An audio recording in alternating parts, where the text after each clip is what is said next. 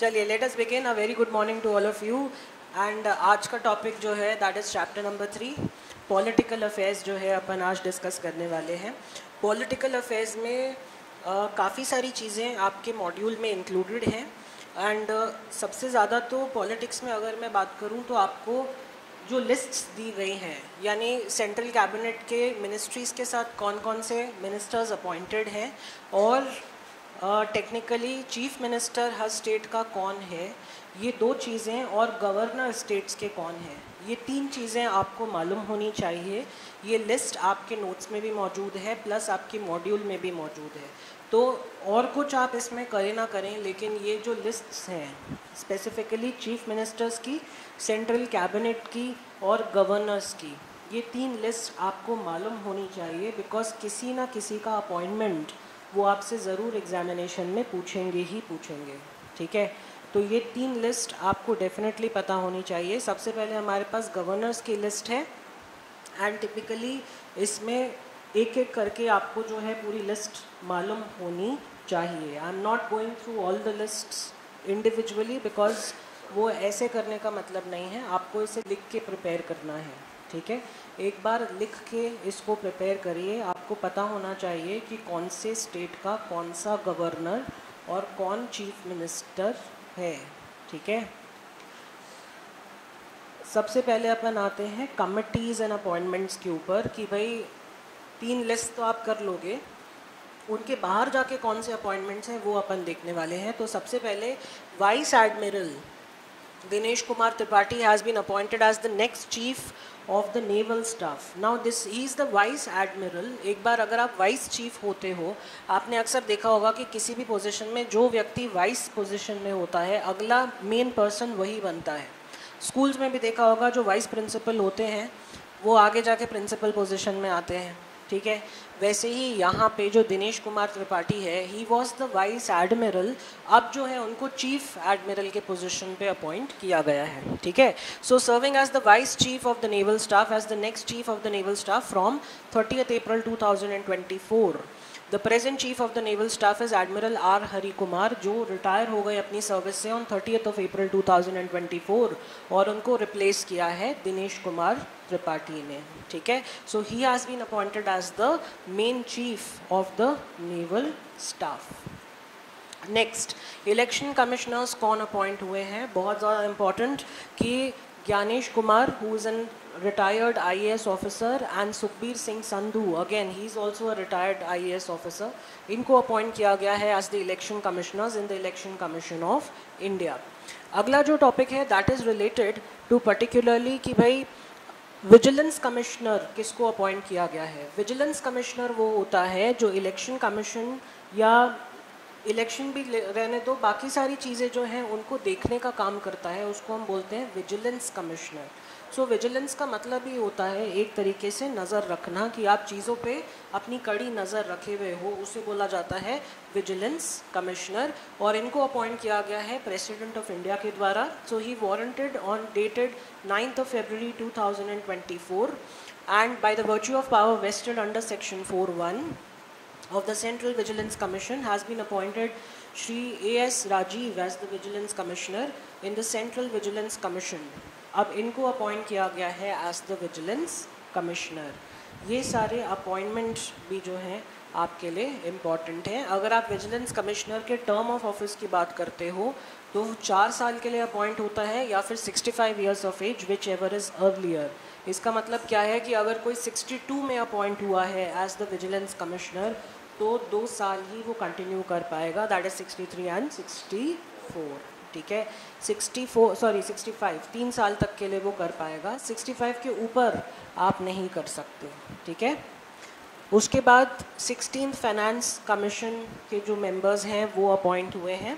सो 16th finance commission constitute की गई on 31st December 2023, जिसमें अरविंद पनगारिया जो कि फॉर्मर वाइस चेयरमैन है नीति आयोग के, उनको अपॉइंट किया गया है एज द चेयरपर्सन। एंड बाकी के जो मेंबर्स अपॉइंट हुए हैं वो यहाँ पर हैं अजय नारायण झा, एनी जॉर्ज मैथ्यू, निरंजन राजा अध्यक्ष एंड सौम्य कांति घोष। ये लोग हैं जो जिनको अपॉइंट किया गया है as part time and full time members. Okay, अब फाइनेंस कमीशन का बेसिक रोल क्या होता है, क्या आप जानते हो? What is the basic role for the finance commission? इन लोगों को अपॉइंट किया गया है in the finance commission, but finance commission का मेन रोल क्या होता है? 5 इयर्स प्लान के बारे में जानते हो? 5 साल के प्लान्स आते हैं, उनकी बजटिंग करना, ये फाइनेंस कमीशन का काम है कि भाई जो बजट्स बनाए गए हैं उनके अकॉर्डिंग आपने उन चीज़ों को यूज़ किया है या नहीं, कोई चीज़ ओवर बजट तो नहीं है, कोई चीज़ अंडर बजट तो नहीं है, जो आपका बैलेंस ऑफ पेमेंट्स वाला सिस्टम होता है वो प्रॉपर तरीके से चल रहा है या नहीं, उसमें कोई गड़बड़ तो नहीं है। ठीक है, सो इनको अपॉइंट किया गया था एंड इनको बोला गया है कि ये अपनी रिकमेंडेशंस दे 31 अक्टूबर 2025 से 5 इयर्स तक का पीरियड कवर करें कि उसमें फाइनेंस पोजीशन क्या होगी स्टार्टिंग फ्रॉम 1 अप्रैल 2026। तो हम जानते हैं कि 5 ईयर प्लान्स बनते हैं, इन्हीं को ही बोला गया है कि 5 इयर्स का आपको रिकमेंडेशंस देने होंगे फ्रॉम 1 अप्रैल 2026। 1 अप्रैल 26 से क्यों बोला? अपॉइंट तो इनको 24 में किया जा रहा है, तो 26 से क्यों बोला है? यस, बिकॉज अभी जो करंट 5 ईयर प्लान चल रहा है दैट हैज स्टार्टेड फ्रॉम 2021, तो 21, 22, 23, 24, 25 तक का प्लान तो ऑलरेडी चल रहा है। इनके रिकमेंडेशन से 26 से जो प्लान स्टार्ट होने वाला है वो इनके रिकमेंडेशन से शुरू किया जाएगा। ठीक है, देन द्रौपदी मुर्मू जी जो कि हमारी प्रेसिडेंट हैं, इन्होंने नए गवर्नर्स को अपॉइंट किया है उड़ीसा और त्रिपुरा में। ये अपन ने ऑलरेडी पढ़ा था, आपको अगर याद हो जब हमने बुलेटिन्स करी थी तो बुलेटिन्स के अंदर ये टॉपिक हम लोग कवर कर चुके थे कि द्रौपदी मुर्मू ने जो है त्रिपुरा और उड़ीसा के नए गवर्नर्स को अपॉइंट किया है। सो रघुबर दास अपॉइंट किए गए हैं as the governor of Orissa and Indrasena Reddy appoint किए गए हैं as the governor of Tripura.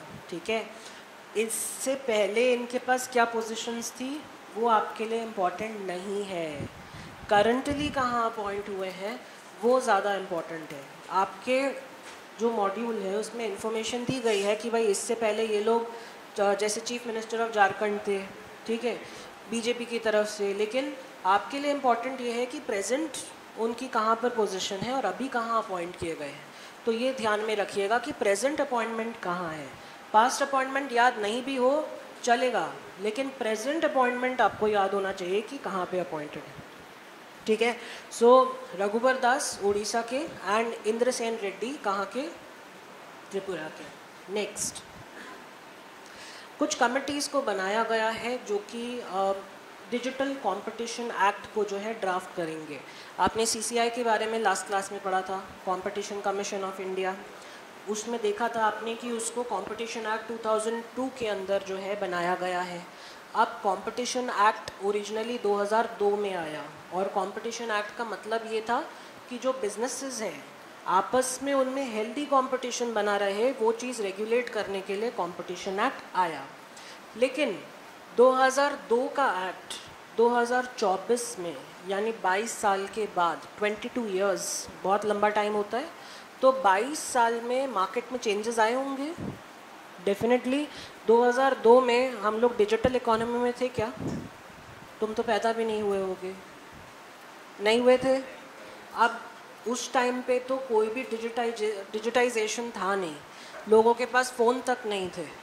अब जो है 2024 में तो लोग इंस्टाग्राम पे भी सामान बेच देते हैं, हाँ या नहीं?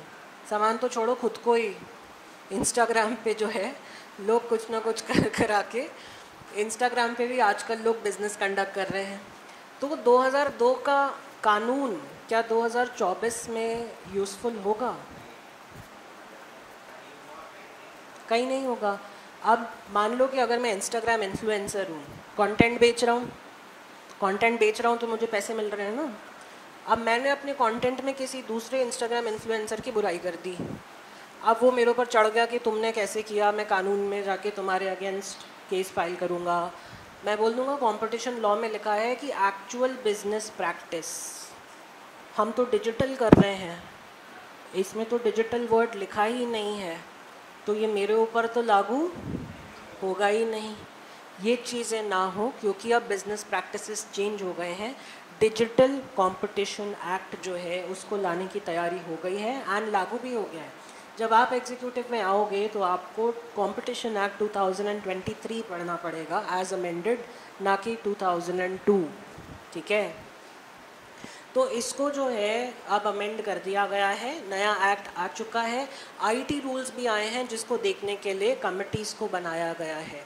हालांकि कमिटीज़ का डिस्क्रिप्शन यहाँ पे दिया हुआ है कि 3 कमिटीज़ इसके अंदर बनी है।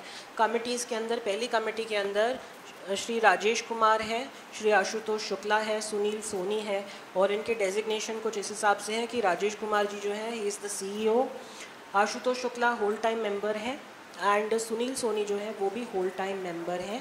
इन होल टाइम मेंबर्स को ना 3 इयर्स के लिए अपॉइंट किया जाता है, 3 सालों के लिए, ठीक है। कमेटी 2 में विक्रम सहाय हैं जो कि चेयरपर्सन है, सुनील कुमार गुप्ता एंड कविंद्र शर्मा, ये दोनों जो हैं these are the whole time members. And committee 3 में कविता भाटिया चेयरपर्सन है एंड संजय गोयल एंड कृष्णगिरी मुरली मोहन, ये जो हैं 3 साल के लिए as whole time members appoint किए गए हैं। ये 3 कमिटीज़ क्यों लाई गई, तो इनका बेसिक मकसद था आईटी रूल्स का कंप्लायंस। आज की दुनिया में इंफॉर्मेशन टेक्नोलॉजी का बहुत ज़्यादा अब्यूज़ किया जा रहा है। यूज़ और अब्यूज़ के बीच में फ़र्क जानते हो? यूज़ एंड अब्यूज़, किसी चीज़ का यूज़ करना और किसी चीज़ का अब्यूज़ करना।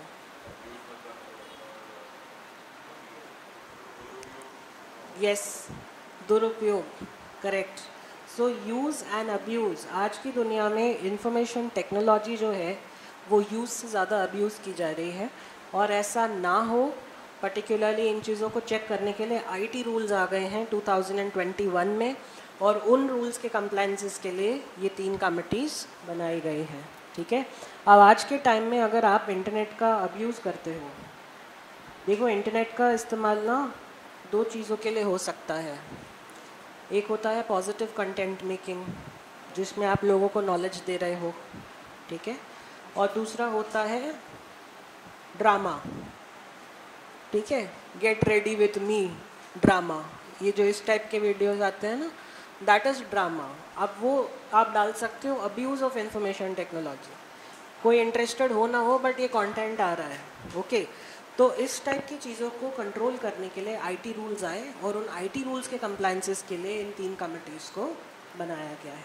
आप पूछ सकते हो कि हमें क्या 3 कमिटीज़ को लर्न करना है, क्या हमें पता होना चाहिए कि कौन से मेंबर्स हैं, तो पर्टिकुलरली यस, आपको मालूम होना चाहिए। इनका पास्ट पता होना ज़रूरी नहीं है कि पहले कहाँ थे, लेकिन अभी किन कमिटीज़ में है ये आपको मालूम होना चाहिए, ठीक है। Next, doctor Michael Debabrata Patra has been reappointed as the RBI deputy governor. ये मैंने आपको कल भी बताया था जब अपन आरबीआई का डिस्कशन कर रहे थे कि इनको रीअपॉइंट किया गया है as the deputy governor starting from 15 January 2024 until further orders. मतलब फर्दर ऑर्डर्स तक इनको जो है 1 साल के लिए वैसे अपॉइंट किया गया है, रीअपॉइंटमेंट है क्योंकि, लेकिन आगे जो है अगर फर्दर ऑर्डर्स आते हैं कि फर्दर अपॉइंटमेंट होगा तो हो सकता है नेक्स्ट ईयर के लिए भी अपॉइंट हो जाए, ठीक है। लॉन्च ऑफ स्वयं प्लस प्लेटफॉर्म, कल किसी ने पूछा था कि स्वयं प्लस प्लेटफॉर्म भी लॉन्च हुआ है। जब मैंने तुमसे सक्षम की बात की थी, कल मैंने तुमसे पूछा था ना सक्षम क्या है, तो किसी ने नाम लिया था कि स्वयं प्लस प्लेटफॉर्म भी है। तो स्वयं platform is particularly a platform जो स्किल डेवलपमेंट के लिए यूज़ होता है। स्वयं प्लेटफॉर्म के अंदर सेल्फ मॉनिटरिंग कोर्सेज हैं। सेल्फ मॉनिटरिंग कोर्सेज का मतलब होता है कि इन कोर्सेज में आप रजिस्टर कर लो, आपकी प्रोग्रेस वो कोर्स अपने आप ही मॉनिटर करता रहेगा कि आप कितने परसेंटेज तक कंप्लीट कर पाए हो। हर स्टेप के अंदर आपके टेस्ट होंगे और उन टेस्ट में आप कितना स्कोर करते हो ये भी देखा जाएगा। तो वो सेल्फ मॉनिटरिंग कोर्सेज के अंदर आता है। इसको बोला जाता है MOOC। क्या बोलते हैं? MOOC यानी मैसिव ओपन ऑनलाइन कोर्स। और स्वयं प्लस प्लेटफॉर्म के अंदर सपोर्टिंग इंडस्ट्री नीड्स के जो कोर्सेज हैं, मतलब जो इंडस्ट्री में कोर्सेज का यूज़ होता है वो सारे के सारे कोर्सेज जो हैं इसके अंदर डाले गए हैं। इसको न्यू एजुकेशन पॉलिसी के साथ अलाइन कर दिया गया है। तो अगर आप चाहो आप एज अ स्टूडेंट भी जाके इस प्लेटफॉर्म के अंदर कोई भी कोर्स कर सकते हो। ये आपके रेज्यूमे में एक स्टेप अबव एक लैडर आपको दे सकता है। प्लस दिस ये जो प्लेटफॉर्म है, इसमें जो कोर्सेज हैं, giants like L&T, Microsoft, Cisco, अगर आप ये कोर्सेज करते हो, ये कंपनीज भी इन कोर्सेज को कंसिडर करती हैं, ठीक है। So you can get an edge over others if you do courses like these. और इसमें कौन कौन से कोर्सेज होते हैं? AI एनेबल्ड कोर्सेज हैं, आर्टिफिशियल इंटेलिजेंस एनेबल्ड कोर्सेज हैं, तो आपको क्रेडिट रिकग्निशन भी मिल सकता है। So it's a very good platform. अगर आप चाहो तो स्वयं प्लस प्लेटफॉर्म में अपने आप को रजिस्टर करके ये कोर्सेज कर सकते हो, ठीक है। क्या कह रहे हो?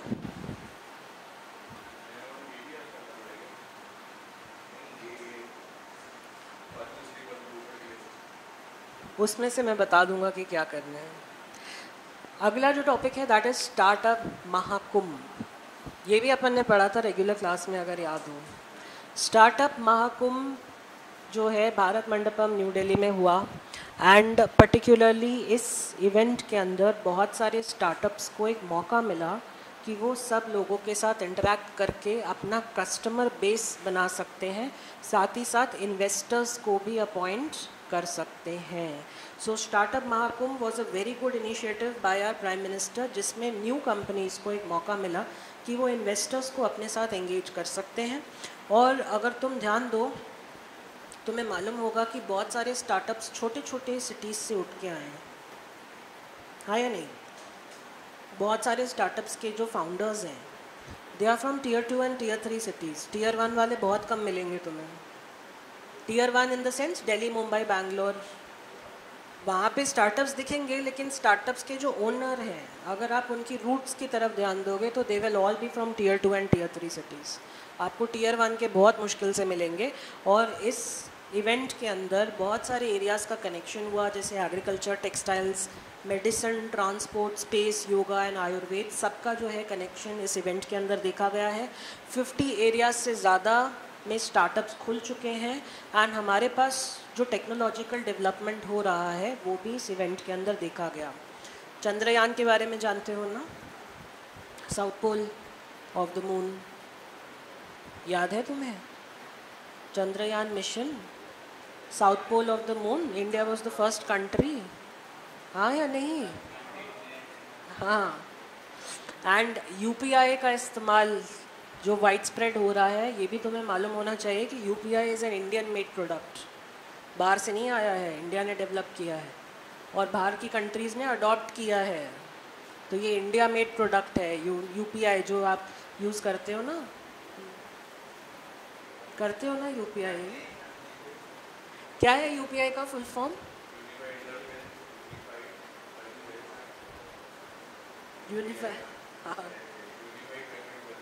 Unified payment interface.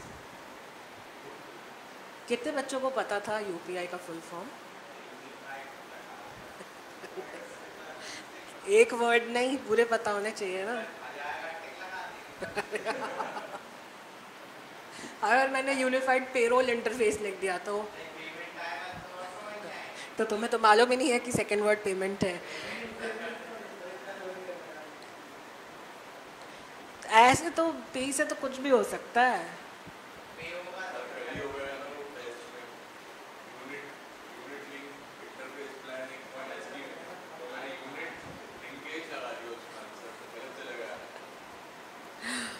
Okay, Bhim is also an interface जो UPI के बाद डेवलप हुआ था।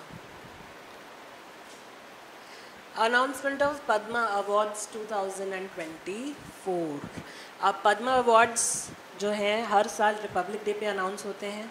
3 कैटेगरीज में दिए जाते हैं, that is Padma Vibhushan, Padma Bhushan and Padma Shri. Now Padma Shri is the highest rank, ठीक है।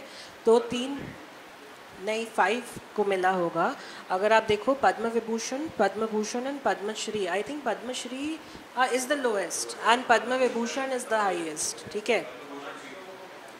तो पर्टिकुलरली ये आपको तब मिलता है जब आपकी एक्सेप्शनल और डिस्टिंग्विश्ड सर्विस हो। आपने कुछ बहुत ही ज़्यादा आउट ऑफ द लाइन जाके अच्छी सर्विसेज अगर दी हैं या हाई ऑर्डर की सर्विसेज दी हैं तो आपको ये मिलता है। एंड पद्मश्री मिलता है कि अगर आपने किसी भी फील्ड में कोई डिस्टिंग्विश सर्विस दी हो तो आपको ये अवार्ड्स दिए जाते हैं। करंट ईयर की अगर हम बात करें 2024 में तो 132 पद्मा अवार्ड्स हुए हैं, including 2 Duo cases. Duo cases में क्या होता है कि अवार्ड एक ही काउंट होता है, ठीक है, 2 लोगों को भले ही मिल जाए लेकिन काउंट एक ही होता है। ओके, अब कैसे है, पद्म विभूषण 5 दिए गए हैं, पद्म भूषण 14 दिए गए हैं, पद्मश्री 110। 14 होगा ना, 17। इसमें से 30 अवॉर्डीज विमेन हैं और 8 पर्सन्स जो हैं फॉरेनर्स, एनआरआई, पीआईओ और ओसीआई कैटेगरीज में हैं, एंड 9 जो है वो पॉस्टमस अवॉर्डीज हैं। पॉस्टमस अवॉर्डीज का मतलब होता है आफ्टर देयर डेथ, मतलब उनकी डेथ के बाद उनको दिया गया, ठीक है। हाँ बोलो, यहाँ बोलो, उनको समझ में नहीं आएगा। नहीं नहीं, ऐसा नहीं है। पॉस्टमस का बेसिक मतलब होता है आफ्टर द डेथ, ठीक है, तो वो पोस्ट ह्यूमन नहीं है।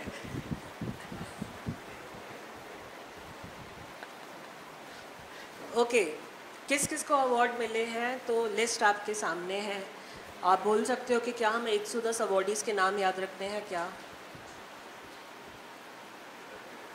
रख रहे हैं?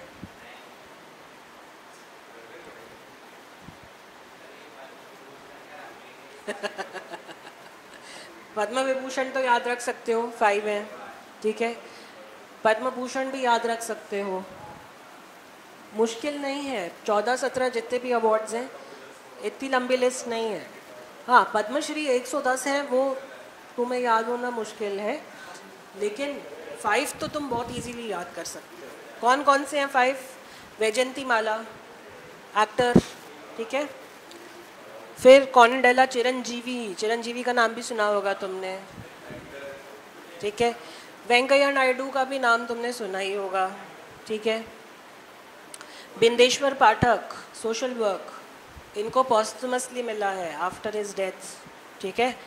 And Padma Subrahmanyam, she is an artist, dancer, classical. हाँ, ये 5 नेम्स तो याद हो सकते हैं यार, है ना। अभी हो गए, वैजयंती माला, चिरंजीवी, वेंकैया नायडू, पद्मा और बिंदेश्वर पाठक। अच्छा, ऐसे तो बिंदेश्वर पाठक लिखा है, मैंने कुछ और लिख दिया, बी से और पाठक लिख दिया तो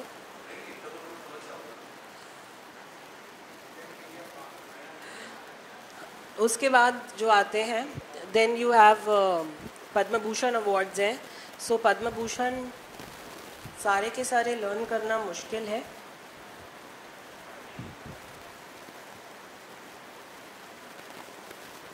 बट आई थिंक कुछ कुछ के तो नाम तुम्हें मालूम ही होंगे। और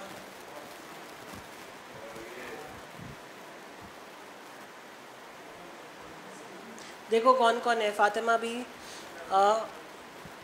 होर्मस जी एन कामा, मिथुन चक्रवर्ती, सीतारमन, जिंदल, यंग लियू, अश्विन बालचंद मेहता, सत्यव्रत मुखर्जी, राम नायक, तेजस मधुसूदन, ओलनचेरी राजागोपाल। अब देखो इसमें से भी जो पॉस्टुमस कैटेगरीज हैं वो पर्टिकुलरली याद कर लेना। जो पॉस्टुमस कैटेगरीज हैं दैट इज़ आफ्टर डेथ, वो पर्टिकुलरली याद कर लेना, क्योंकि इंस्टीट्यूट पूछेगा पॉस्टुमसली, वो पूछता है, मतलब पिछले अटेम्प्ट्स में आया है कि पॉस्टुमसली किसको मिला है आफ्टर देयर डेथ, तो वो ज़रूर याद कर लेना कि किन किन को आफ्टर देयर डेथ मिला है, ठीक है।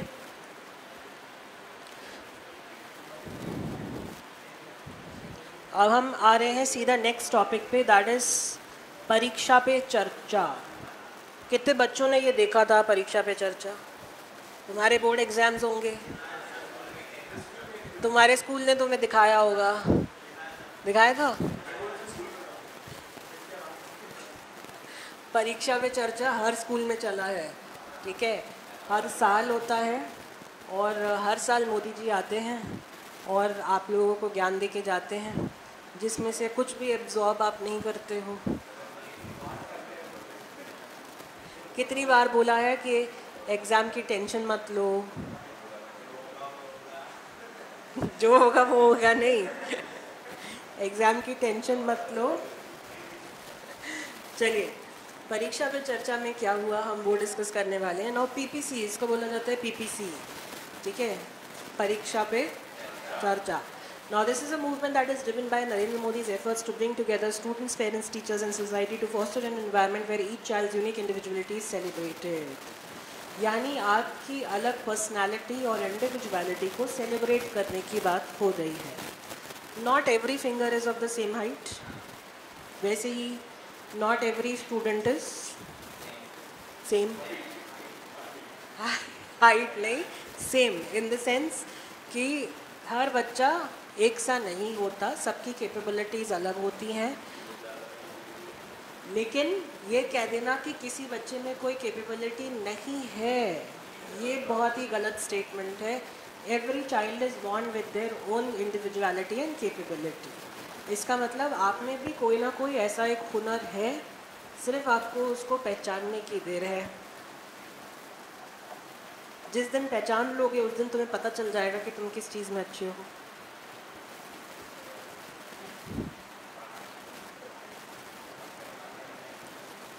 तुम्हारा ही नाम निशांत है ना, किस चीज़ में अच्छे हो तुम? सब में अच्छे हो। सब में अच्छे नहीं हो सकते, फिर वो jack of all trades master of none हो जाएगा।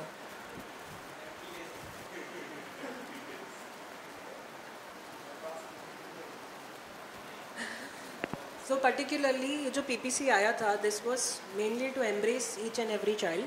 अब इसमें क्या की टेक अवेज हैं कि एक्सटर्नल प्रेशर और स्ट्रेस जो है वो सबसे बड़ा दुश्मन है बच्चों का। कि भाई सबसे पहले तो टीचर्स का बहुत इंपॉर्टेंट रोल है कि वो कोशिश करें कि बच्चों को स्ट्रेस ना हो, बच्चों को उस तरीके से मोल्ड किया जाए कि वो लाइफ के स्ट्रेस को हैंडल कर पाए, एंड आप बहुत इजीली मेंटली एक सिचुएशन से दूसरी सिचुएशन को हैंडल कर पाएँ, ठीक है। एक्सटर्नल स्ट्रेस जो है स्टूडेंट्स, टीचर्स और पेरेंट्स को मिलके हैंडल करना पड़ेगा, ठीक है। We were also students at one point of time. तो अपने एक्सपीरियंस से मैं सिर्फ इतना ही कहूँगा कि एग्ज़ाम का स्ट्रेस लेने से कोई यूज़ नहीं है। देयर इज़ नो यूज़, नहीं है। मोटिवेशन अलग होता है, स्ट्रेस अलग होता है।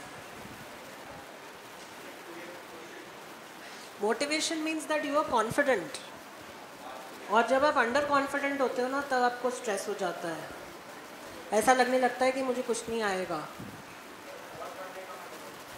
नहीं होता तब। और जब आप कॉन्फिडेंट होते हो ना कि yes I can do it and I want to do better, तो I want to do better में आप पढ़ते हो, ठीक है। हाँ एग्जैक्टली। जो कल बोल रहा था कि मॉक टेस्ट दिया था मेरे 120 आ गए थे, मैं खुश हूँ, कौन था वो? किसी ने कल बोला था ना,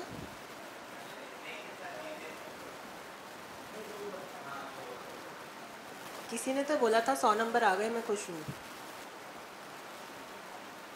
मुझे याद नहीं है किसने बोला था। किसके किसके? तुम्हारा नाम राजू है?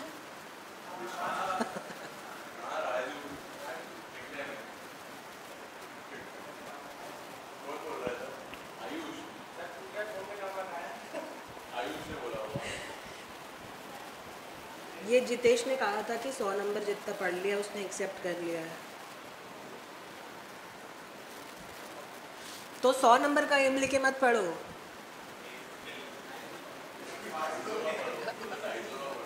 ढाई सौ का पढ़ो, 200 तो आ ही जाएंगे।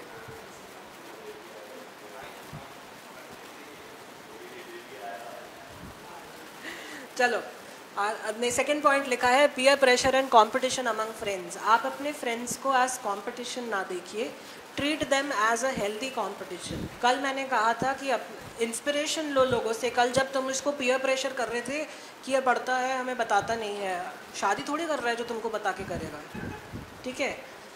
तो वो पढ़ रहा है तो वो अपना पढ़ रहा है, तुम्हारा तो पढ़ नहीं रहा। अब तुम उससे हेल्दी कंपटीशन का इंस्पिरेशन लो ना कि यार वो पढ़ रहा है तो हम भी पढ़े ही करें।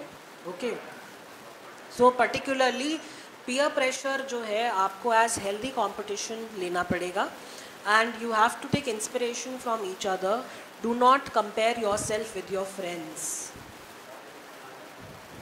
Don't get jealous of each other. Okay, rejoice in success, rejoice in success of their friends, as friendship is not a transactional emotion, it's not a transaction। friendship कोई transaction नहीं है। 3 Idiots में वो बोलता है ना, दोस्त फेल हो जाता है तो बुरा लगता है लेकिन फर्स्ट आ जाए तो और बुरा लगता है। ये ट्रांजैक्शनल इमोशन नहीं होना चाहिए। फर्स्ट आया तो इंस्पिरेशन लो ना भाई कि तुम भी फर्स्ट आ सको, आया नहीं? दिशांत से वो लो, 170 मार्क्स लेके आया तो तुम उससे लो इंस्पिरेशन। चलिए, role of teachers in motivating students. हमारा कोई रोल है तुम्हारी लाइफ में? So role of teachers in motivating the students, student teacher का एक एसोसिएशन बनना चाहिए। There should be a personal connect with the families, appreciating the students for their achievements. So Dishant, very well done, 170 marks, proud of you.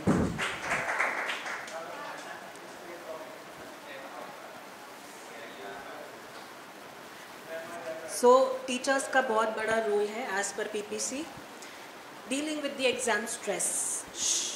Exam के stress से कैसे deal करें? Avoid mistakes, rather than avoiding mistakes learn from your mistakes. Not to overhype the exam day. Exam day को इतना over hype मत कर दो कि ज़िंदगी और मौत का सवाल नहीं है वो, इट्स ओनली एन एग्जामिनेशन, ठीक है? Do not keep preparing until the last moment. ऐसा ना हो कि एग्ज़ाम बस 1 मिनट दूर है और तुम बुक लेके खड़े हो। बहुत सारे बच्चे होते हैं ऐसे, और उनका मकसद पता है क्या होता है? वो एग्ज़ाम हॉल के बाहर बुक लेके तो खड़े रहेंगे लेकिन पढ़ेंगे कुछ नहीं, बाकी बच्चे देख के उनको बहराते रहेंगे कि अभी तक पढ़ रहा है, ठीक है? तो कभी भी लास्ट मोमेंट तक आप पढ़ाई ना करें, जितना हो गया उसी को ही अच्छे से पढ़ के जाइए। रिलैक्स माइंडसेट से जाइए। जब दिमाग शांत होता है ना तो नए आइडियाज़ आते हैं, ठीक है? लिखने की हैबिट ज़रूर बनाइए। 50% ऑफ योर टाइम जो है वो राइटिंग में डिवोट करिए। जितना आप लिख के कर सकते हो उतना ज़्यादा आपको याद रहेगा। That is why I told you कि जो भी लिस्ट्स हैं उनको लिख के बनाइए, सो दैट यू रिमेंबर। जितना लिखोगे ना उतना ज़्यादा याद रहेगा, ठीक है? मेंटेनिंग अ हेल्दी लाइफस्टाइल बहुत ज़्यादा इंपॉर्टेंट है कि आप अपनी हेल्थ पे ध्यान दें। बैलेंस लाइफस्टाइल रखें, सनलाइट में टाइम बिताएं, get regular and complete sleep. Regular exercise and physical activity is also very important. जब तक आपकी बॉडी हेल्दी नहीं होगी आपका माइंड भी हेल्दी नहीं होगा, ठीक है?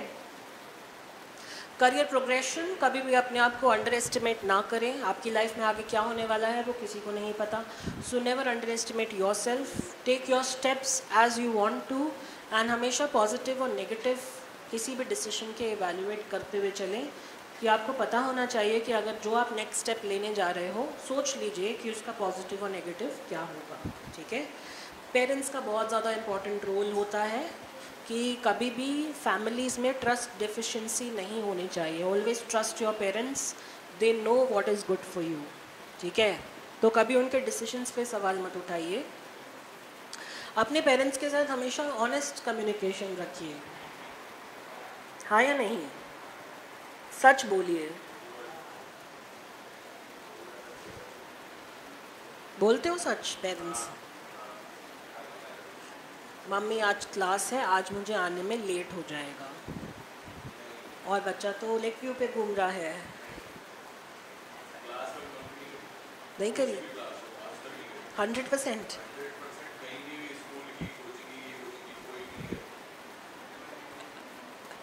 Sincere and honest in your dealings. हमेशा अपनी डीलिंग्स में सिंसियर और ऑनेस्ट बने रहिए एंड डिस्कस पॉजिटिव थिंग्स।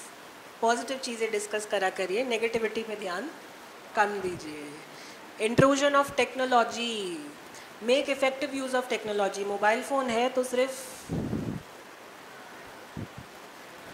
पढ़ने के लिए इस्तेमाल करें, ठीक है।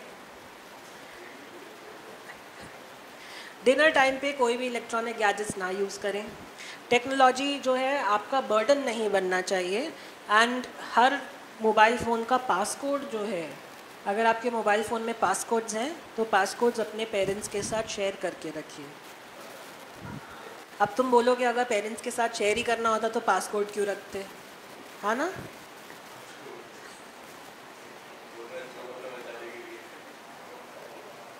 सब नालायक हो तुम, मुझे पता है।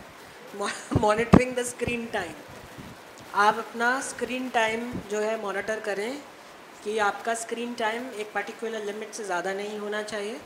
Educate the students about resourcefulness of the mobile phone. कौन गिर गया? आपके मोबाइल फ़ोन्स आप क्लासरूम में यूज़ करते हैं, हम लोग कभी कुछ नहीं बोलते, लेकिन मोबाइल फ़ोन का इस्तेमाल रिसोर्सफुल तरीके से होना चाहिए। Handling stress and staying positive, this you already know, you should always be positive. And कभी भी उस चीज़ का वेट ना करिए कि जब समय आएगा तब मैं करूँगा, क्योंकि समय कभी आता ही नहीं है। So today is the right time. If you still haven't studied anything, today is the right time to begin. Okay, चलिए नेक्स्ट टॉपिक पे आते हैं। अगला जो लॉन्च हुआ है योजना, उसका नाम है प्रधानमंत्री विश्वकर्मा योजना। विश्वकर्मा पूजा होती है, पता है? विश्वकर्मा भगवान का नाम है। कौन से भगवान जी होते हैं Vishwakarma?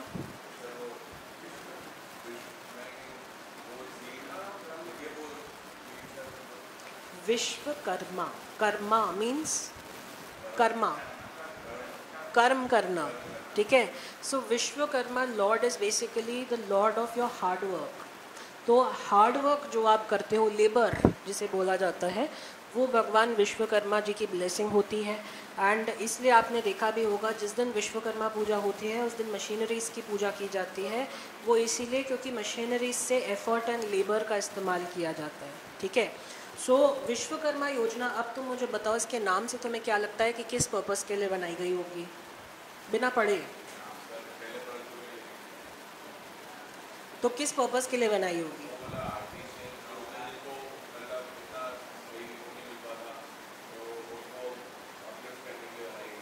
Yes, it is basically for artisans and crafts people. जो लोग हैंडमेड काम करते हैं, जिनका हैंडलूम का काम होता है, उनको अपलिफ्ट करने के लिए बनाई गई है। 18 ट्रेड्स को इस स्कीम ने कवर किया है, जिसमें carpenter, boat maker, armourer, blacksmith, hammer and tool kit maker, locksmith, goldsmith, potter, stone breaker, cobbler, footwear artisan, mason, basket mat broom maker, coir, doll and toy maker, barber, garland maker, washerman, tailor and fishing net maker.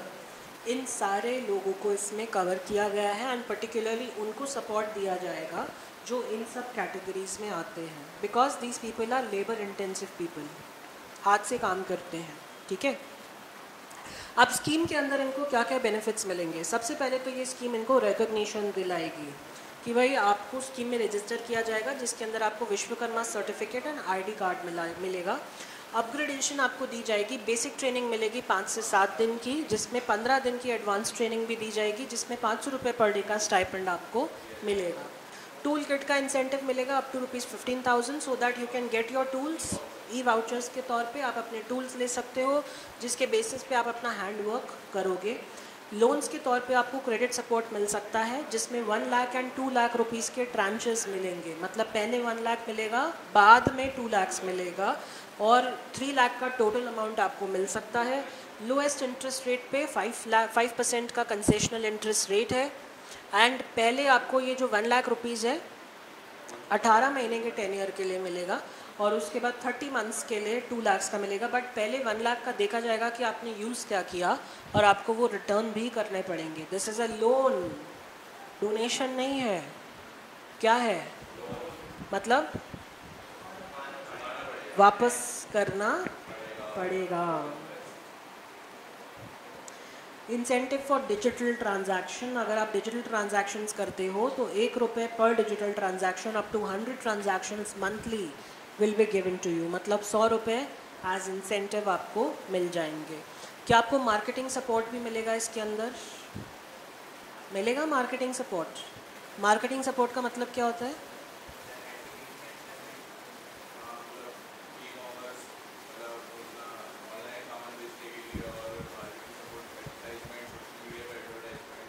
E commerce platform आपको मिल जाएगा।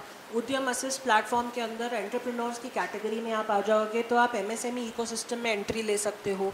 एक बार अगर आप MSME ecosystem में चले गए तो आपको एमएसएमई बेनिफिट्स भी मिल सकते हैं और आपकी प्रेजेंस जो है वो लोगों को दिखने लगेगी एक बार आप ऑनलाइन मार्केट प्लेस में आ गए तो।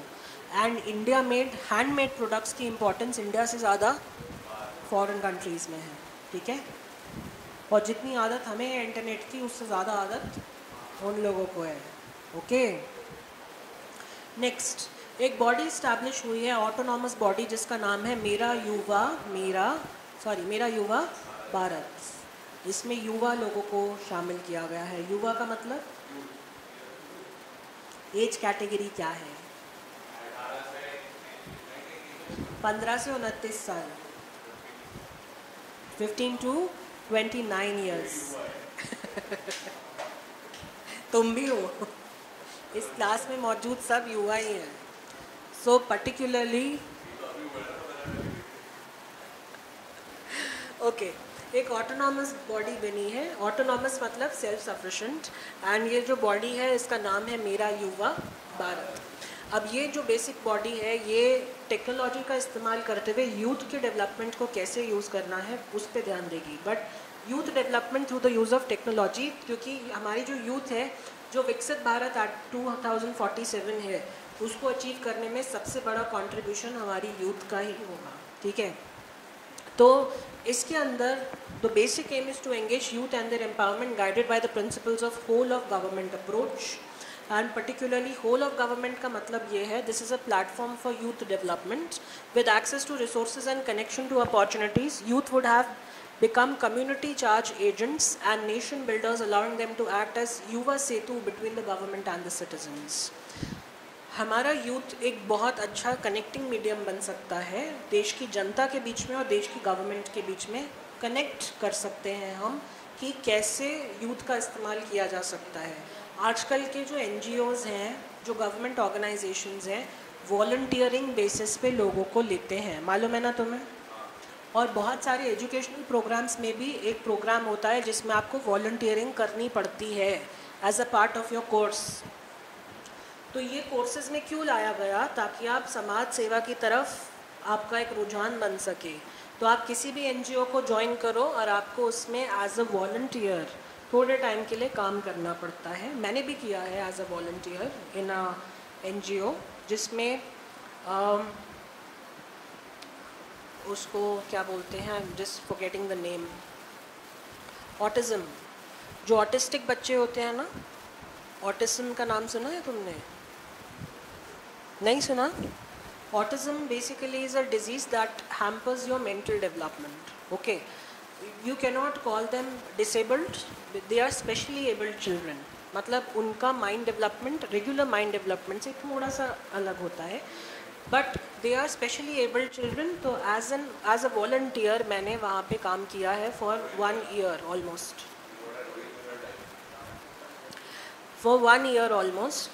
But that 1 year gave me a very good experience and also taught me to appreciate my life where everything is pretty normal, ठीक है।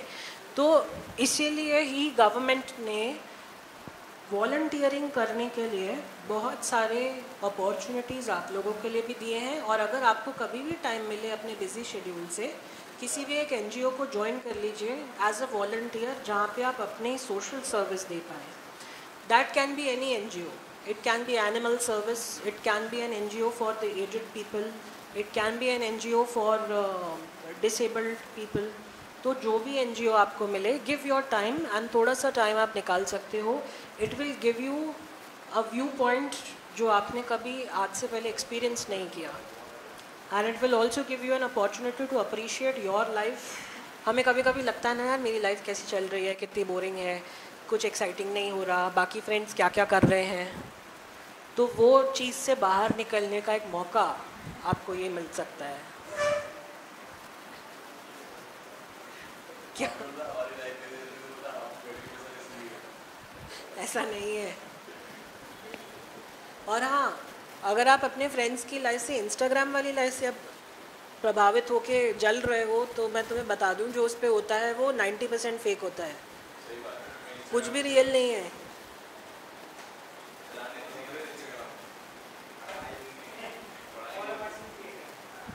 वो तो अपने पैसे कमा रहे हैं, अल्टीमेटली तुम जल रहे हो। चलिए, मेरा युवा भारत जो है इसमें बेनिफिट दिया जाएगा age group of 15 to 29 years in the line with the youth national youth policy. In case of the programme components adolescent लोगों के लिए बेनिफिशरीज जो होंगे that will be from the age of 10 to 19। तो तुम तो दोनों उसमें आ रहे हो, यूथ में भी आ रहे हो, अडोलेसेंट में भी आ रहे हो, डबल बेनिफिट। अब देखिए, मेरा युवा भारत जब इस्टेब्लिश हो जाएगा तो किस किस चीज़ की तरफ लीड करेगा। सबसे पहले तो जो हमारी यूथ है उसमें लीडरशिप का डेवलपमेंट होगा, बेटर अलाइनमेंट होगा आपकी एस्पिरेशंस और कम्युनिटी नीड्स का, कि मतलब आप क्या चाहते हो और कम्युनिटी क्या चाहता है, दोनों को अलाइन करने की कोशिश की जाएगी। एफिशिएंसी जो है डेवलप हो सकती है, एक बार आप काम करना शुरू करोगे तो आपकी हैबिट्स में एफिशिएंसी आ जाएगी। यंग लोगों के लिए एक वन स्टॉप शॉप है, एक सेंट्रलाइज डेटाबेस बन जाएगा जिसमें हर एक यूथ का डेटा आ जाएगा, तो गवर्नमेंट को पता रहेगा कि आप क्या कर रहे हो। ठीक है, टू वे कम्युनिकेशन रहेगा जिसमें यूथ और गवर्नमेंट के बीच में कनेक्शन हो जाएगा। तो आज का युवा क्या चाहता है हमारी गवर्नमेंट को उस चीज़ का पता चल जाएगा। ठीक है, क्या हमारे देश को यंग पॉलिटिशियंस की ज़रूरत है?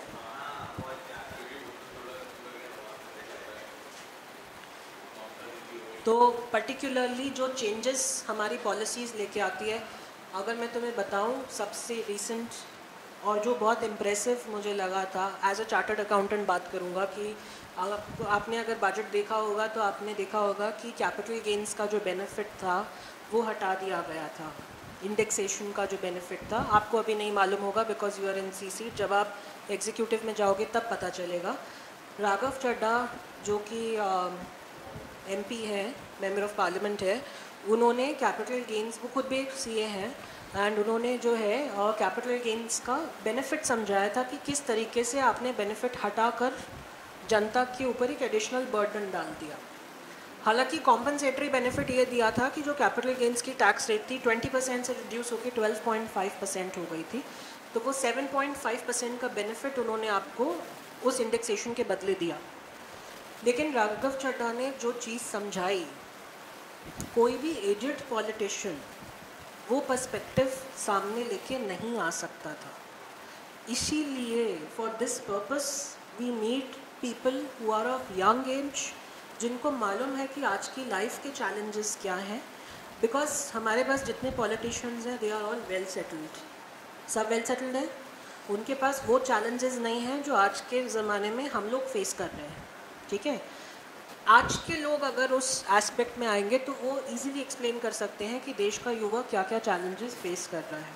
तो उस पर्सपेक्टिव के लिए मुझे लगता है कि यंग पॉलिटिशियंस की बहुत ज़्यादा ज़रूरत है, और उसके लिए हमें हमारे यूथ को ट्रेन करना पड़ेगा, वो बहुत ज़्यादा इम्पॉर्टेंट है। ठीक है, next topic, then we have establishment of national turmeric board. ये हल्दी को प्रमोट करने के लिए आया है। क्या हल्दी एंशिएंट इंडियन मेडिसिन में बहुत ज़्यादा इंपॉर्टेंट रोल काम प्ले करती है? Turmeric has medicinal properties, you already know.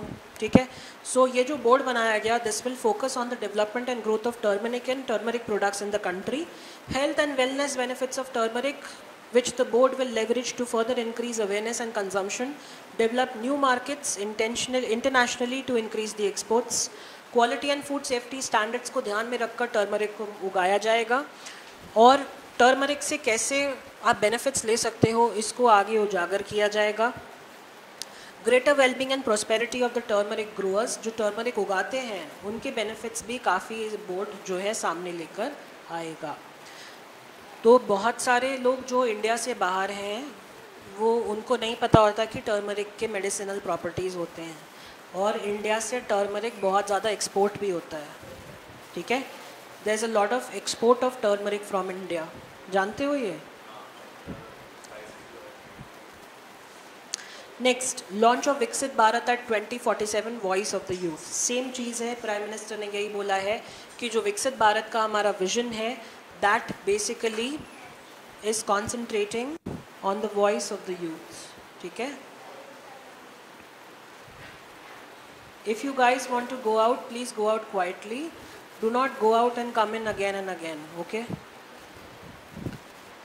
So Viksit Bharat at 2047 voice of the youth, कि कैसे 2047 का जो हमारा एम है उसको हम यूथ के थ्रू कैसे यूज़ कर सकते हैं, कैसे अचीव कर सकते हैं, वो जो है launch of Viksit Bharat voice of the youth के अंदर आया है।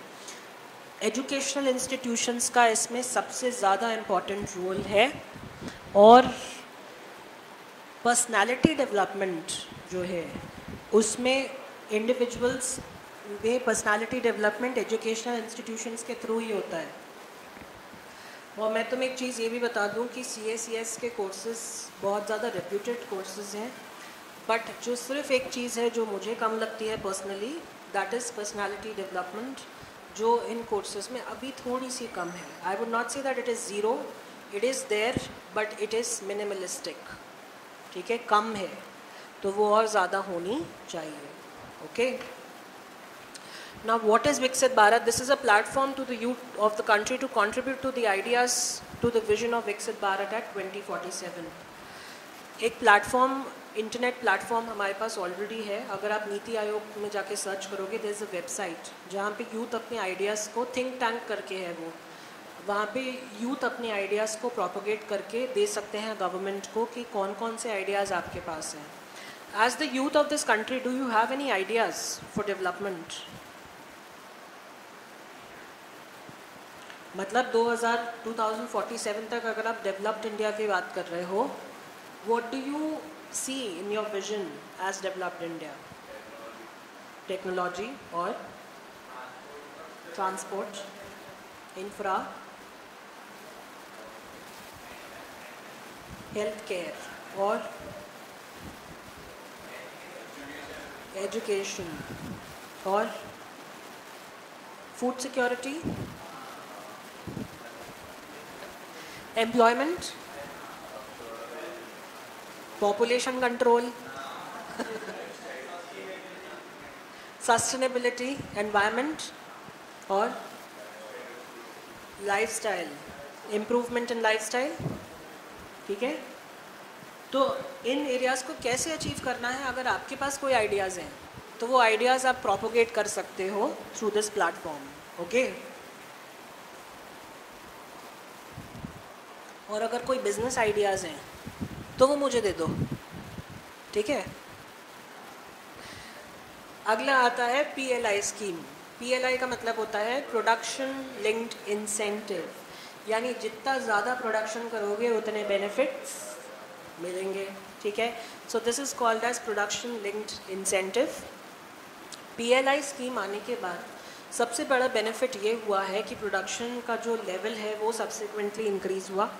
सिंस प्रोडक्शन का लेवल बढ़ा तो एम्प्लॉयमेंट भी बढ़ी, और 76% का इंक्रीज़ हुआ है फॉरेन डायरेक्ट इन्वेस्टमेंट के अंदर मैन्युफैक्चरिंग सेक्टर में अकेले, जहां 2021-22 में $21.34 बिलियन हम आए हैं। 2021 में ये फिगर 12.09 बिलियन था, तो 12 बिलियन से 21 बिलियन पे पहुंचना, it's a very big jump.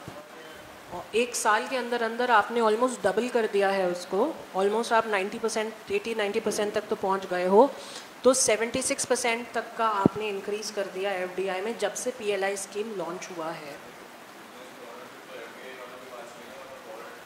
नहीं, FDI के अंदर रूल है कि अगर आप बिजनेस की ओनरशिप बाहर दे देते हो तो उसमें आपको डिक्लेयर करना पड़ता है। FDI का मतलब सिर्फ ये नहीं है कि इक्विटी में ही पूरा का पूरा ले ले, दूसरे भी तरीके होते हैं इन्वेस्टमेंट करने के। फिक्स्ड एसेट इन्वेस्ट कर दिया, मशीनरी डाली, ठीक है, डेट इंस्ट्रूमेंट्स में दे दिया, लोन दे दिया, that is also an investment. लेते हैं, रेंट लेते हैं, रॉयल्टी लेते हैं, बहुत सारी चीज़ें लेते हैं, ठीक है। लीज़ अग्रीमेंट सेंटर होते हैं, तुमको मालूम है 99 ईयर्स तक की भी लीज़ हो जाती है। गवर्नमेंट की लीजेस होती थी ज़मीन को लेके पहले, जिसमें 100 रुपये का रेंट होता था ईयरली, और 99 ईयर्स का वो होता था लीज़। ये जो वो है गोविंदपुरा इंडस्ट्रियल एरिया, वो लीज़ पे है, जानते हो? यस, 99 ईयर्स की लीज़ पे है। तो पर्टिकुलरली इन तरीक़ों से भी एफडीआई हो सकता है। क्या पीएलआई स्कीम के थ्रू आत्मनिर्भर भारत का जो फाउंडेशन है उसको अचीव किया जा सकता है?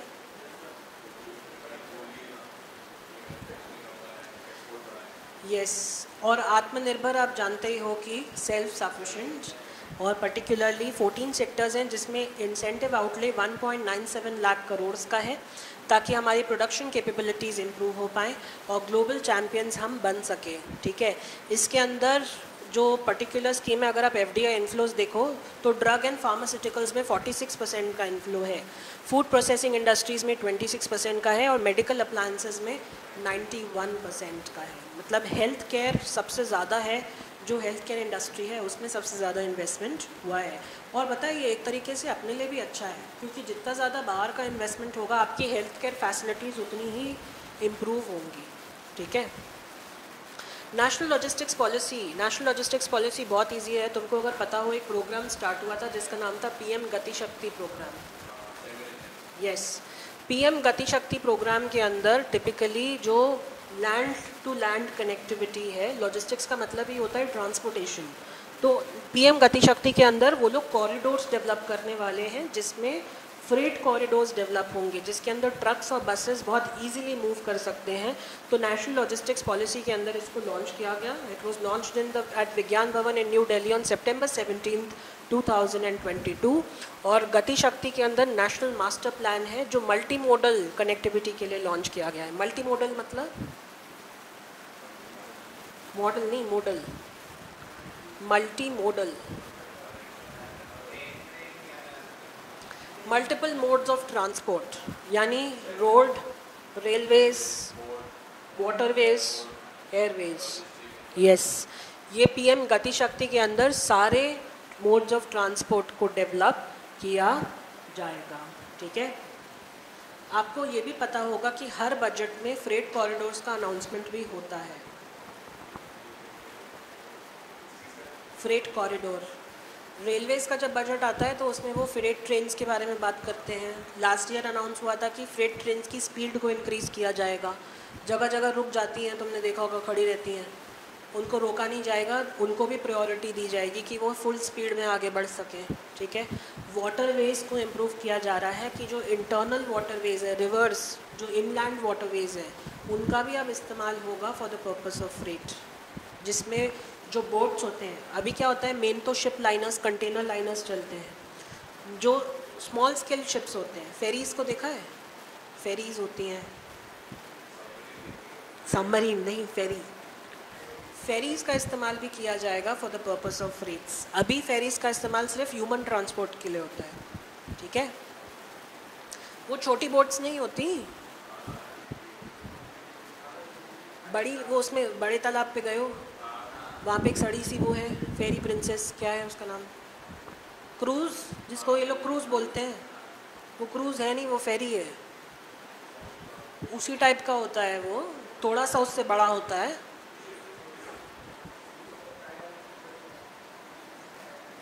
चलिए, नेक्स्ट टॉपिक है न्यू एजुकेशन पॉलिसी।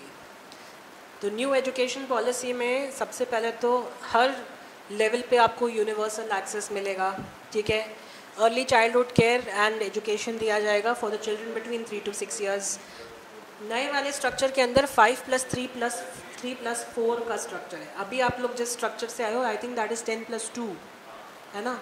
अब इस वाले में होगा 5+3+3+4, मतलब हायर एजुकेशन तक पूरा कवर हो रहा है। एंड इसके अंदर आपको 5th स्टैंडर्ड तक आप मल्टीलिंगुअलिज्म यानी मल्टीपल इंडियन लैंग्वेजेस में पढ़ सकते हो, और 8th स्टैंडर्ड के बाद आप चाहो तो अपनी मदर टंग में आप अपना एजुकेशन कंटिन्यू कर सकते हो। बट मेरे हिसाब से आज का ज़माना जो है दैट इज़ ग्लोबल, और इंग्लिश मेरे हिसाब से एज अ लैंग्वेज होनी चाहिए, सो दैट अगर आप इंडिया के बाहर भी कहीं जाते हो, बाकी लैंग्वेजेस छोड़ दो, चाइनीज़ नहीं आती, जापानीज़ नहीं आती, but English as a language आनी चाहिए। लेकिन वो इसीलिए क्योंकि लाइफ में आप अगर कभी भी बाहर जाओ, कभी भी ज़रूरत पड़ सकती है for you to communicate in English. Not only outside India, south में चले जाओ, उनको हिंदी नहीं आती, इंग्लिश आती है, हिंदी नहीं आती। इंग्लिश कन्नड़ी का या वो तमिल ना, Telugu. So I think English should be introduced as a language in terms of studies. और मदर टंग में पढ़ाई आप कर सकते हो, but you should know how to put it forward in English as well. हाँ या नहीं? अब मैं तुमको मराठी में पढ़ाना शुरू कर दूँ, आती है? बोलनी नहीं आती। बांग्ला में पढ़ाना शुरू कर दूँ?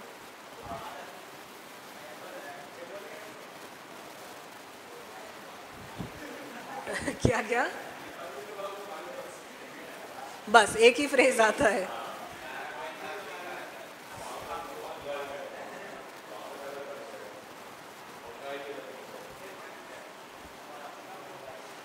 चलिए, सो इसके अंदर नया नेशनल असेसमेंट सेंटर भी होगा। सोशल एंड इकोनॉमिकली डिसएडवांटेज जो ग्रुप्स हैं उनको भी इंक्लूड किया जाएगा। जेंडर इंक्लूजन फंड भी बनेगा, स्पेशल एजुकेशन जोन्स बनाए जाएंगे, सारे के सारे रिसोर्सेज स्कूल कॉम्प्लेक्सेस के थ्रू ही दिए जाएंगे। एक स्टेट स्कूल स्टैंडर्ड्स अथॉरिटी बनेगी, और जो जेंडर इक्वालिटी का रेशो है हायर एजुकेशन में 50% तक उसको मतलब इंक्रीज़ किया जाएगा। नेशनल टेस्टिंग एजेंसी ऑलरेडी बन चुकी है, जो कि common entrance exam higher education institutions के लिए वो निकालेंगी। ठीक है, ये इंट्रोड्यूस हुआ है ना common admission test, CUET, common university entrance test. वो आपको जो CUET इंट्रोड्यूस हुआ है वो इसी के अंदर इंट्रोड्यूस हुआ है। ठीक है,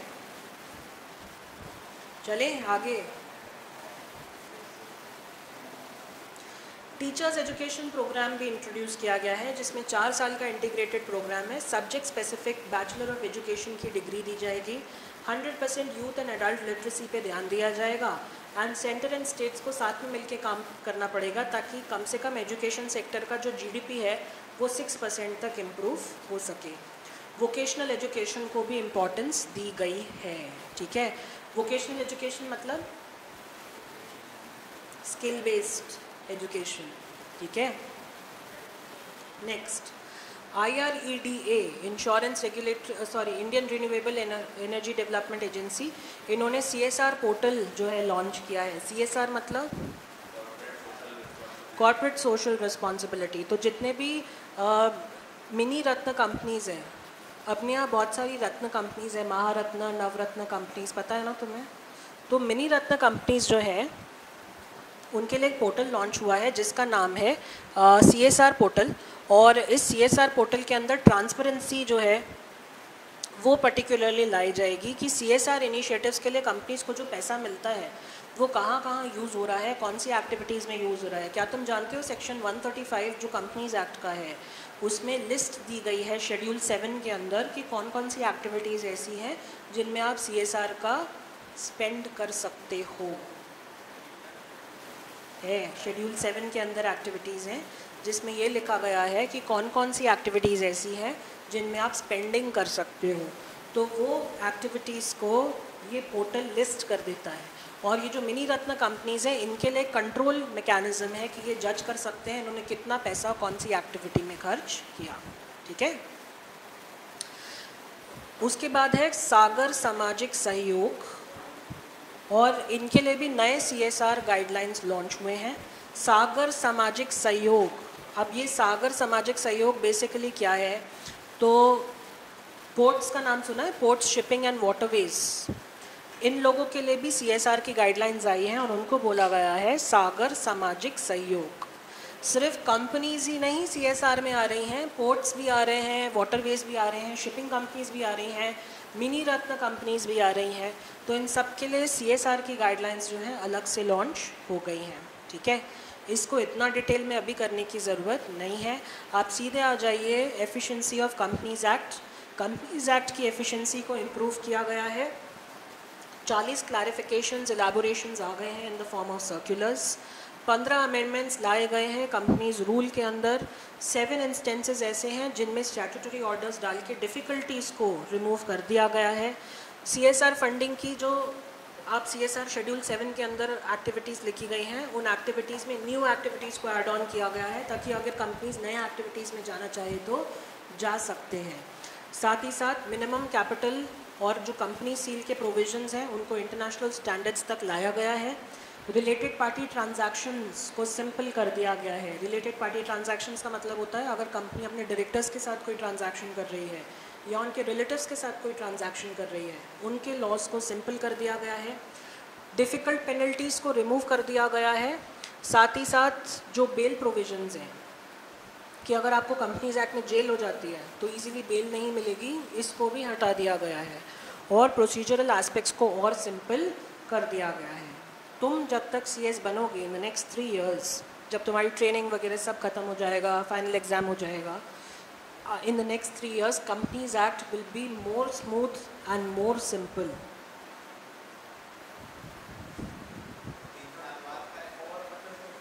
नहीं, तुम जब वर्किंग में आओगे, मैं तब की बात कर रहा हूँ। सी आई एम वर्किंग सिंस 2016।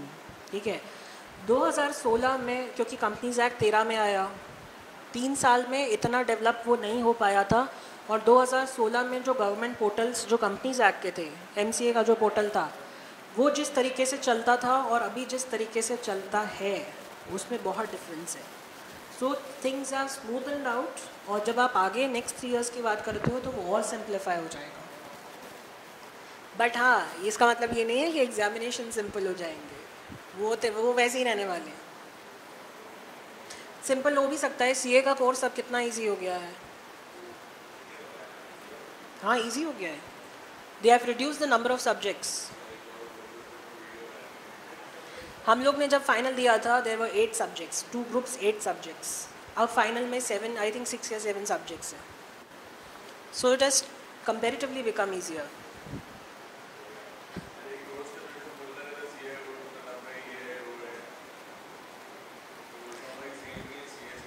बस दोस्तों से कंपेयर करते रहो।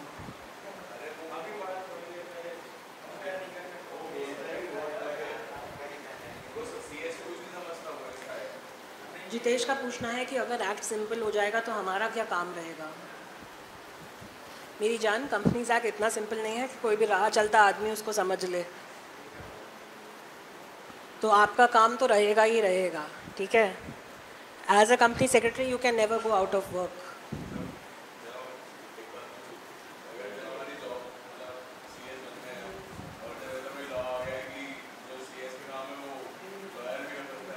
कर सकता है। कुछ जगहों पे कंपनी सेक्रेटरी के ही साइन लगते हैं। ठीक है, आई एम टेलिंग यू ना, you guys can never go out of work. As a chartered accountant myself I can never go out of work. देखो, हमारा काम कभी ख़त्म नहीं होगा। ठीक है, we will always be in trend, we will always be in fashion. चलिए यहाँ ध्यान दीजिए, अपने पास टाइम बहुत कम है। Simplification of forms and procedure for easy compliances, तो फॉर्म्स को भी इजी कर दिया गया है। 4 prescribe forms have been discontinued, 4 forms को हटा दिया गया है। फॉरेन नेशनल्स अगर डायरेक्टर बनना चाहें तो उनके कंप्लायंसेस को रिड्यूस कर दिया है। स्मॉल कंपनीज़ की जो फीस लगती थी उसको भी रिड्यूस कर दिया गया है। अगर अब आपको डिन नंबर चाहिए तो कंपनी इनकॉर्पोरेशन में सिंगल फॉर्म भरो, उसमें सारे कंप्लायंसेस एक साथ हो जाते हैं और कंपनीज़ को IND AS फॉलो करना पड़ेगा, वो भी ईजी कर दिया गया है। ठीक है, कॉर्पोरेट डेलिंक्वेंसी, 17 चिटफंड कंपनीज ऐसी थी जिनको बंद कर दिया गया क्योंकि उनका मॉडस ऑपरेंडाई फॉल्टी था। चिटफंड कंपनीज पता है ना, लोगों से पैसा ले लेती हैं। यस, उनको बंद किया गया है। मर्जर हो गया है NSEL लिमिटेड का पेरेंट कंपनीज के साथ। NSEL नेशनल स्टॉक एक्सचेंज जो था लिमिटेड, उसका मर्जर हो गया है फाइनेंशियल टेक्नोलॉजीज इंडिया के साथ। तो अब NSE और एडवांस्ड होगा, ठीक है। तो जो पहले उसमें इरेगुलरिटीज़ थी उनको रिमूव किया गया है। ओके, इन्वेस्टर एजुकेशन के इनिशिएटिव्स लिए गए हैं। 1380 प्रोग्राम यानी 1380 programmes have been conducted in various locations to familiarize small investors for the opportunities and pitfalls in making investments. SEBI ने notify किया है norms for REITs and InvITs similar to listed companies. REITs के बारे में जानते हो? REIT, Real Estate Investment Trust.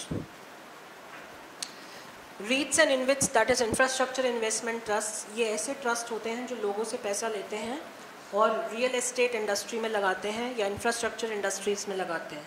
अब इनके काम को भी पूरा का पूरा क्लैरिफाई कर दिया गया है। इनके ऊपर भी गाइडलाइंस लागू हो गई हैं जो लिस्टेड कंपनीज़ के ऊपर होती हैं।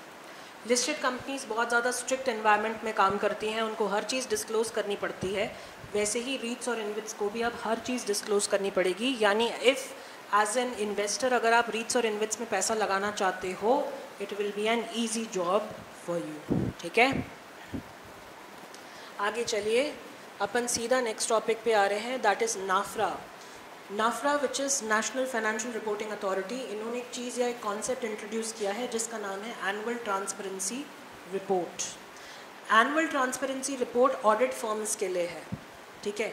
तो जो ऑडिट फर्म्स हैं, स्टैट्यूटरी ऑडिटर्स हैं, टॉप 1000 लिस्टेड कंपनीज़ के, उनको एक रिपोर्ट फाइल करनी पड़ेगी जिसका नाम है एनुअल ट्रांसपेरेंसी रिपोर्ट। ये रिपोर्ट 3 महीने के अंदर आपको फाइल करनी है। जब आपका फाइनेंशियल ईयर ख़त्म होगा 3 महीने के अंदर अंदर आपको ये फाइल करनी है। इस रिपोर्ट के अंदर आपको मेंशन करना पड़ेगा कि आपने अपने ऑडिट में क्या क्या चीज़ें देखी, आपने क्या कोई ऐसी चीज़ फाइंड आउट करी है एज एन ऑडिटर, आप किस तरीके से ऑडिट करते हो, ये सारी चीज़ें उसमें डिक्लेयर करना पड़ेगा। ऑडिटर्स का रोल बहुत इम्पॉर्टेंट होता है in terms of listed companies, क्योंकि अगर उन्हें कुछ ऐसा मिला है तो उन्हें अपनी ऑडिट रिपोर्ट में ये मेंशन करना चाहिए, ठीक है। सो पर्टिकुलरली 16 फरवरी 2023 से ये चीज़ शुरू हुई है, ओके। देन ITR की वेरिफिकेशन में जितना टाइम लगता था उसको रिड्यूस कर दिया गया है। पहले 120 दिन लगते थे, आपने ITR फाइल करी, रिफ़ंड आने में, पूरा प्रोसेस ख़त्म होने में 120 दिन लगा करते थे। अब जो है वो प्रोसेस का टाइम पीरियड कम हो गया है। 30 दिन के अंदर अंदर आपकी ITR प्रोसेस हो जाती है। 30 दिन तो छोड़ो, हमारा इनकम टैक्स अब इतना, जो पोर्टल है अब इतना एडवांस हो गया है कि आपने अभी ITR फाइल करी, फॉर एग्जांपल अभी 1054 हो रहा है, ठीक है। 1054 में मैंने ITR फाइल करी, 1055 पे प्रोसेस होकर उसका इंटीमेशन मेरे पास आ जाता है विद इन अ मिनट। वो दिखा देता है, ठीक है। पहले इसी चीज़ को होने में 120 दिन लगते थे। यस, अब इंस्टेंटली होता है और मैक्सिमम टाइम लिमिट दिया गया है 30 डेज़ का, ठीक है।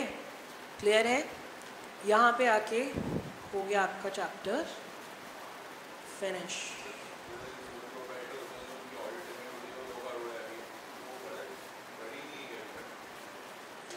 ऑडिट लिमिट्स का देखो पॉइंट ये है कि वैसे तो लिमिट अब बढ़ के 10 CR हो गई, लेकिन अगर आपके 95% से कम ट्रांजैक्शंस बैंक के बाहर हैं तो आपकी जो लिमिट है वो 1 CR पे हो जाएगी। अगर आपके 95% तक के ट्रांजैक्शंस बैंक से है, 95% या उससे ज़्यादा, तो 10 CR की लिमिट है। फॉर एग्ज़ाम्पल अगर मेरे बैंक से ट्रांजैक्शंस 96% है ओवरऑल पूरे साल में, तो 10 करोड़ की लिमिट है। अगर मेरा टर्नओवर 10 करोड़ के अंदर है तो मुझे ऑडिट कराने की ज़रूरत नहीं है। अगर मेरे ओवरऑल बैंक के ट्रांजैक्शंस 92% है, 92% ऑफ द ओवरऑल ट्रांजैक्शंस, मतलब 8% आप कैश में कर रहे हो, तो फिर वो लिमिट 10 करोड़ से घट के 2 या 1 करोड़ हो जाएगी। वो बोलेंगे कि अगर आपके टर्नओवर 3 करोड़ है तो भी आपको ऑडिट कराना पड़ेगा, ठीक है। ऐसा है, नहीं उसमें भी लिमिट है। 44AB जो है सेक्शन, वो सबके ऊपर अप्लाई होता है। कंपनीज़ को कंपलसरी होता है। कंपनीज़ के 2 ऑडिट होते हैं, एक कंपनीज़ एक्ट का ऑडिट होता है और एक होता है इनकम टैक्स में टैक्स ऑडिट। तो ये जो मैं तुम्हें 44 AB की लिमिट बता रहा हूँ वो टैक्स ऑडिट की लिमिट है। कंपनीज़ एक्ट में कोई लिमिट नहीं है ऑडिट की, अगर आप कंपनी हो तो आपको ऑडिट कराना ही पड़ेगा। सेक्शन 143 कंपनीज़ एक्ट का, ठीक है। चले, कल अपन करेंगे लीगल अफेयर्स। इसी तरह के इन्फॉर्मेटिव वीडियोस देखने के लिए हमारे चैनल को सब्सक्राइब करें और लेटेस्ट वीडियोस को सबसे पहले देखने के लिए बेल आइकॉन को हिट करें। साथ ही लाइक और शेयर करना ना भूलें। APT educating India.